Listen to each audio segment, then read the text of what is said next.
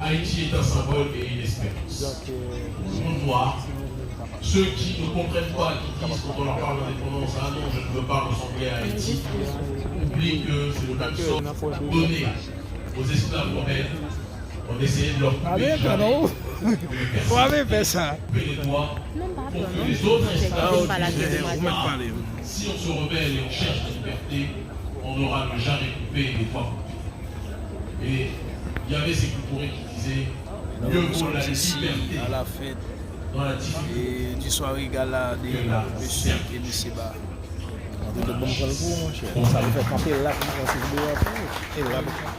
J'arrête. Voilà. Elle me dit quand je commence et quand j'arrête. C'est matriarcat. Vraiment. Je termine mon propos en vous disant, parce que c'est un vrai problème qui existe au sein de notre peuple et qu'il va falloir qu'on se corrige.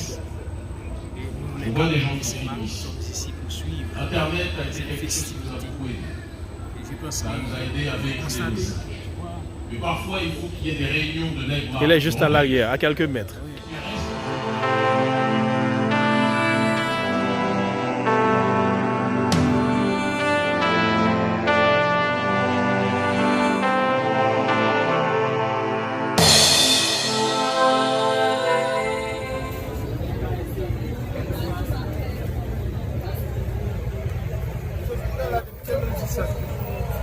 L'école?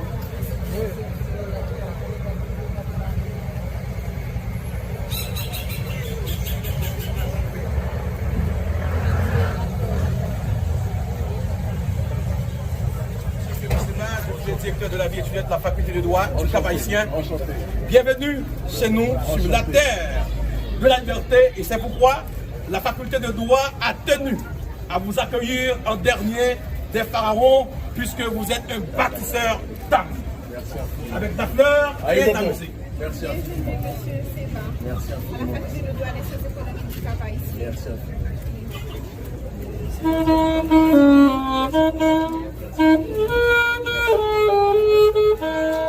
Merci à vous.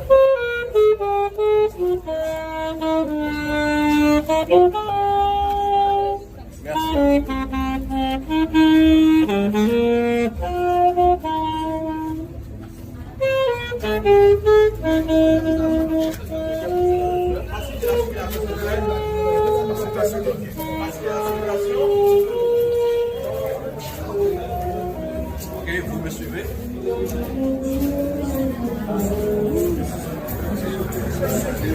Et puis d'accueil, au milieu de moi.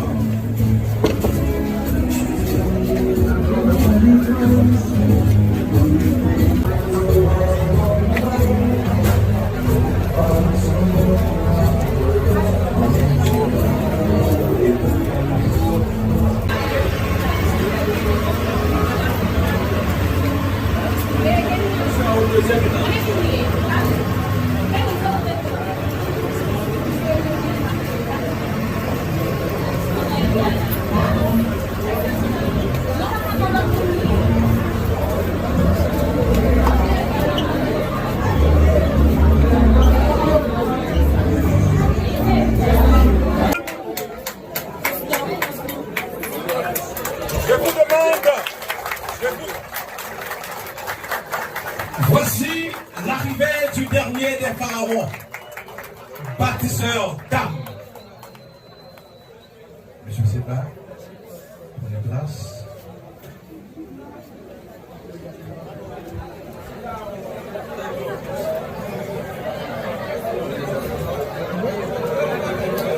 De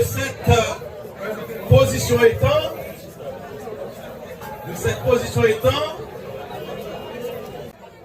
un silence, tandis que le technicien va faire le nécessaire.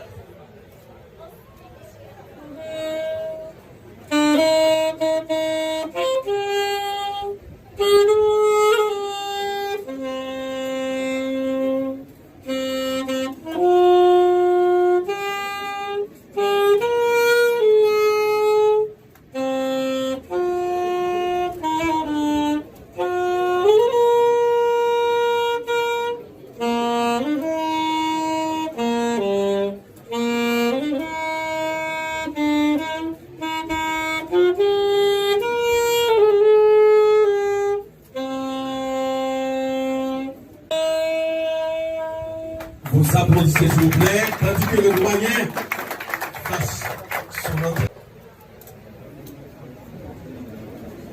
Merci.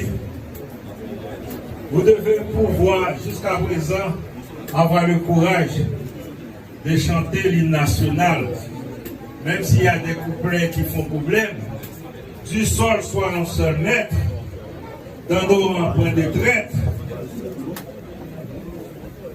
Vous vous apprêtez à donner le droit de propriété à sur notre petit territoire de 27 000 km². Chaque kilomètre carré n'a pas de prix. Il y a des pays qui peuvent fabriquer en quelques secondes des milliards de dollars pour notre kilomètre carré. Donc nous devons être très vigilants. Je souhaite la bienvenue, je pourrais dire à mon petit frère, Kémy Seba. Il avait 1 an, comme moi en 1982, j'écrivais à la faculté et à l'ULB, l'Université de Bruxelles, mon mémoire, Introduction au panafricanisme. Je suis très fier de voir qu'à ce moment-là, il y en a qui se moquaient de moi, parce que pour eux, le panafricanisme ne valait rien. C'était les mots en isme, Trotskyisme, maoïsme et autres. Pour moi, je cherchais, avant de laisser Haïti d'ailleurs, j'avais promis au roi Christophe de revenir en Haïti. Et pour nous, ce qui est important, parce que je questionnais cette histoire, pourquoi nous devons toujours suivre les autres. J'avais terminé mon mémoire en disant que je vois les Noirs derrière tous les drapeaux, chefs, sauf sur notre propre drapeau. Et je me suis mis à la recherche de nos origines, et Diop et autres, et puis nous avons redécouvert notre origine. Il y a ce qu'on appelle en histoire la décision historique. Pour nous, la décision historique, c'est de commencer à parler de l'Égypte jusqu'à nos jours. Maintenant, Kémy Seba, Nathalie Yambéo, je vois qu'il y a des jeunes qui se battent pour ça. Alors, je peux partir en paix, même si je ne vais pas partir très tôt, mais même si je pars, je sais qu'il y a des jeunes qui parlent. Pour nous, les Noirs, le mot anisme, c'est le panafricanisme. Bienvenue, mon petit frère. Je vous souhaite, je demande un applaudissement pour ce combattant.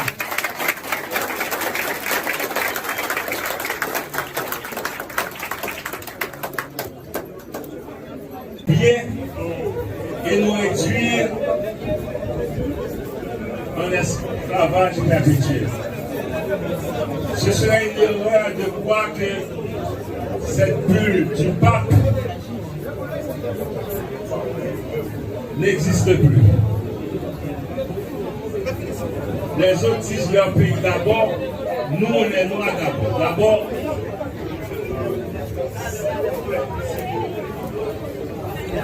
les Noirs d'abord. Vous devez vous rappeler que le Code noir de 1685 nous a dénié le peuple noir comme peuple. Nous étions réduits à l'esclavage. Comment a commencé le panafricanisme? Ça a commencé avant même le concept. Toutes les résistances des peuples, je veux parler de zombies par exemple, de Palmarès, je veux parler de Boukman, je veux parler d'Auger et Chabat. Pour moi, tous les enfants des Noirs, métis ou pas, parce qu'en Afrique, aux États-Unis,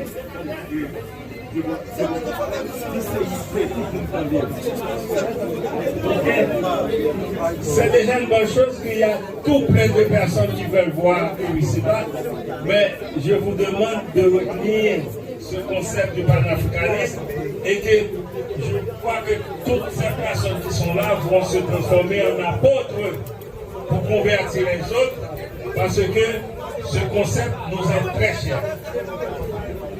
Je ne veux pas être très long parce que je veux faire aussi écouter mon petit frère, le continuateur d'Antenor Firme,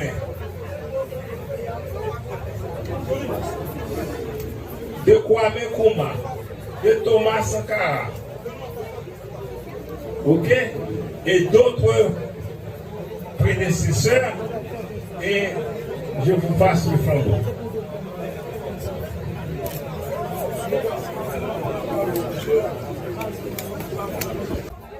Chers étudiants,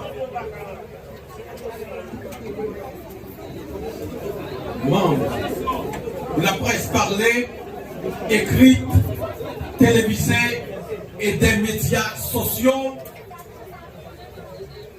certes, la venue de Kémy Séba à Cap-Haïtien, c'était un moment, bien sûr, qu'on attendait avec la main sur le cœur et surtout le cœur sous la main.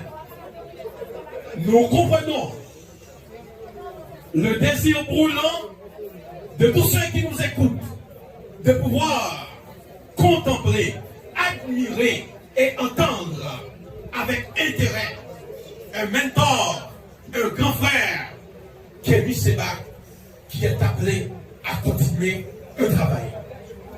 Mon cher Kémy Séba, à la faculté de droit du Cap haïtien, vous devez vous voir comme un pèlerin.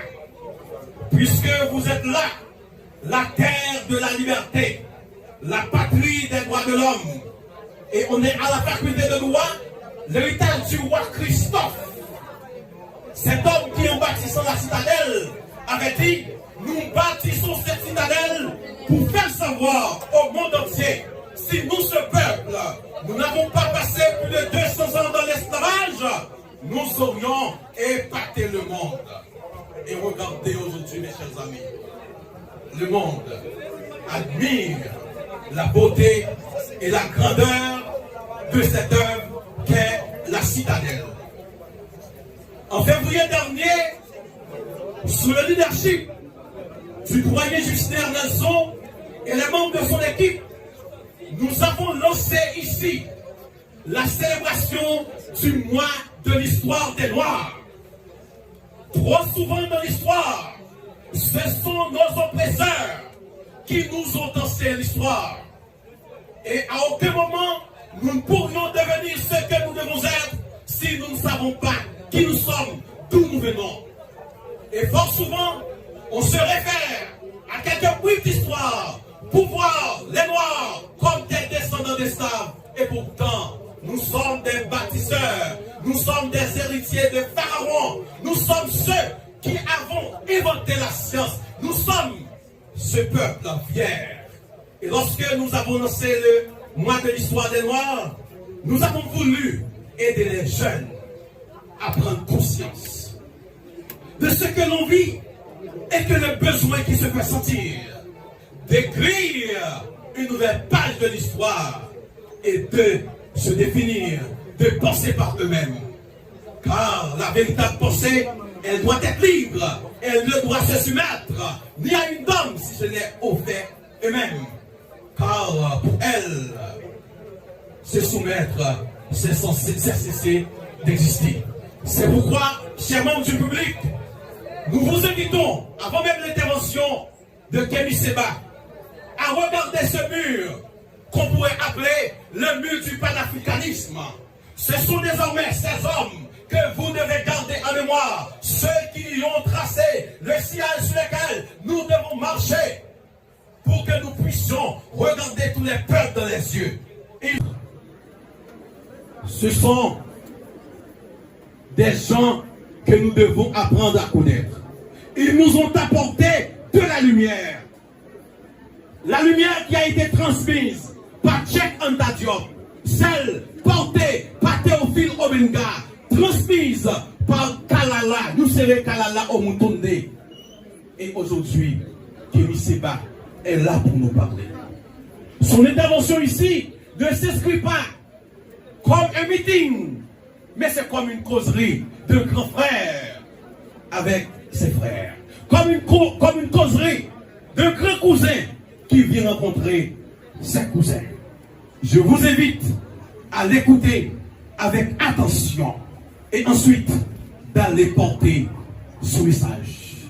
Alors, je vous demande d'applaudir chaudement Kémy Séba qui va prendre la parole.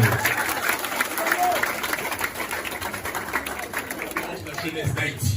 Applaudissez-vous, s'il vous plaît.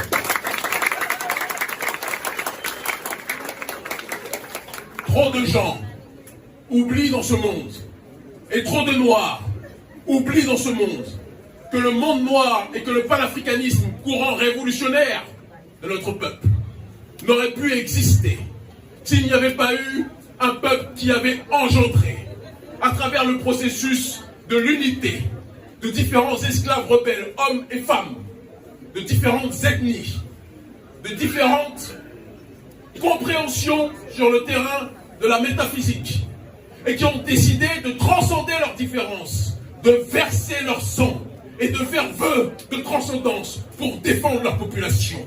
Ces gens-là, ce sont ceux qui ont fait la cérémonie du bois caïman. Et cette cérémonie de libération n'est pas une cérémonie que pour Haïti, c'est une cérémonie pour le peuple noir dans sa globalité.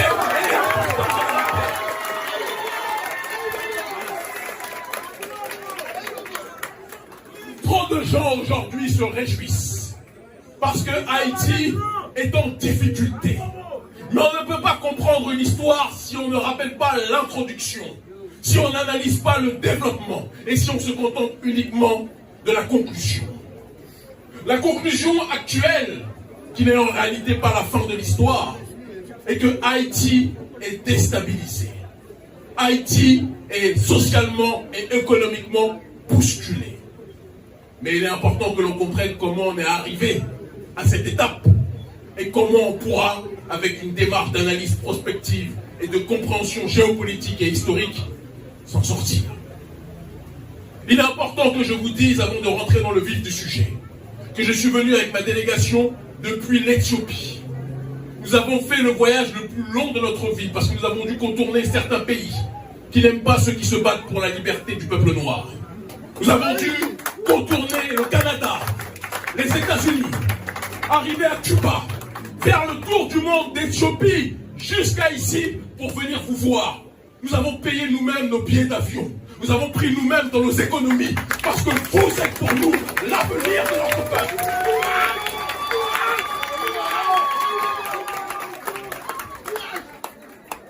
Certains disent, Kémy et ton équipe, s'il te plaît, viens aider Haïti. Il est important que je précise que c'est vous qui nous revitalisez. Parce qu'un panafricaniste qui vient à Haïti, c'est comme un chrétien qui va au Vatican. C'est comme un musulman qui va à la Mecque. Sur le terrain politique, notre Mecque, c'est Haïti. Et on ne dira jamais assez. Oui, comme vous le voyez, c'est moi ici, avec les docteurs Honoris Causa, Kémy Séba, à Cap-Haïtien.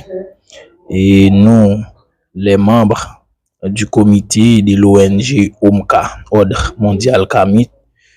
Et nous étions au Cap-Haïtien pour rencontrer les docteurs Kémy Séba.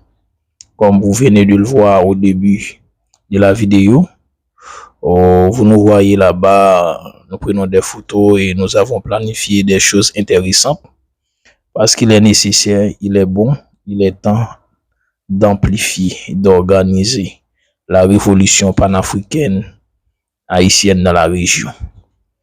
Nous devons amener la jeunesse haïtienne à être consciente comme celle de l'Afrique. Et c'est pourquoi nous sommes ici.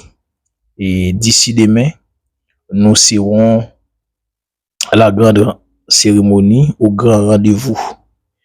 Et la conférence qui va se tenir dans l'université d'État à Limonade, nous y serons.